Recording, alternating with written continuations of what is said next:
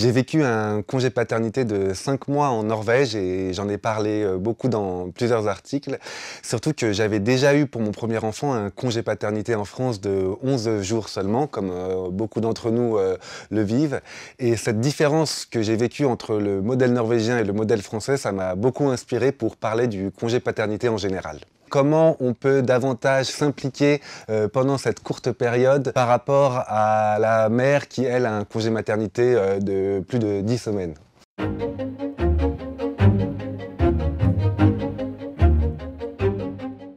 Mon expérience en Norvège où je me suis retrouvé 5 mois seul avec mon enfant, ça m'a fait passer de statut de copilote à pilote. Et je pense que ce qui est intéressant pour nous en France, c'est d'essayer d'être un peu pilote, même si on n'a pas beaucoup de jours de congé paternité, et prendre des initiatives, essayer de prendre rendez-vous à la PMI par exemple, pour accompagner toujours la mère quand on pèse l'enfant ou quand on écoute les conseils des spécialistes de la petite enfance. On peut aussi pas mal proposer des activités de sortie, prendre son enfant dans un porte-bébé, en poussette pour faire connaissance plus avec lui. Et je pense qu'il ne faut pas hésiter à s'impliquer davantage pour proposer d'aller acheter des couches, toutes les pommades pour enfants. Est-ce que c'est nous qui organisons des sorties en poussette pendant que la mère se repose? Surtout être force de proposition.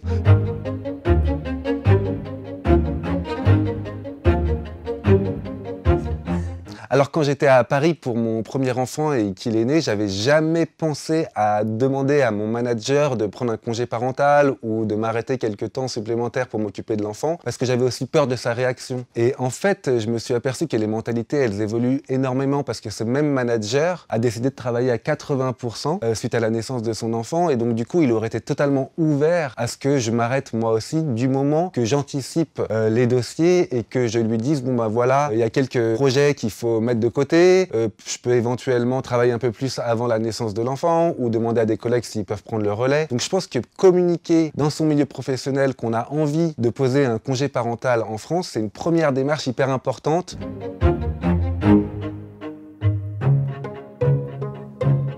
Alors, il y a un autre truc que j'ai fait, j'avoue, c'est que je me suis pas mal rendu sur des sites féminins pour avoir des conseils sur comment se gérer un bébé, parce que quand on est seul, il n'y a pas beaucoup de sites masculins qui expliquent aux pères comment gérer seul avec un bébé. Je me rappelle par exemple quand ma fille elle était malade, voilà, fallait lui donner un Doliprane, donc du coup, ou sous forme de suppositoire par exemple.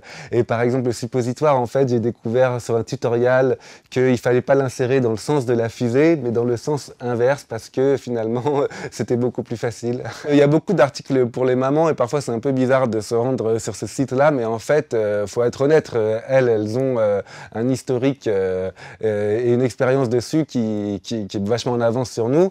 Donc du coup, il y a plein d'informations à aller chercher sur les sites féminins. Life. Life. Life. Life. Life. Life. Life. Life.